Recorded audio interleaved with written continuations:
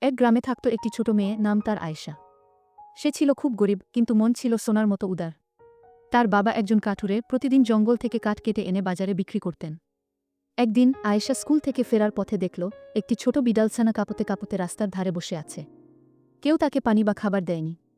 আয়েশা তার নিজের টিফিনের বিস্কুটগুলো বিড়ালছানাটাকে খাইয়ে দিল। ঘটনাটি দেখে একজন বৃদ্ধা এসে বললেন, তুমি জানো না আমি কে? আমি এই গ্রামের একজন প্রাচীন অভিভাবক। তুমি যে দয়া করেছ, তাই আমি তোমাকে একটি উপহার দিতে চাই। আয়েশা ভয় পেয়ে গেল, আমি কিছু চাই না, আমি শুধু ওকে সাহায্য করতে চেয়েছিলাম। বিদ্যা হেসে বললেন, ঠিক সেই কারণেই তুমি এই উপহার পাওয়ার যোগ্য। তোমার হৃদয় সোনার মতো। তাই আমি তোমাকে একটি বিশেষ ক্ষমতা দিচ্ছি, তুমি যাকে সত্যিকারভাবে সাহায্য করবে তার জীবনে আলো আসবে।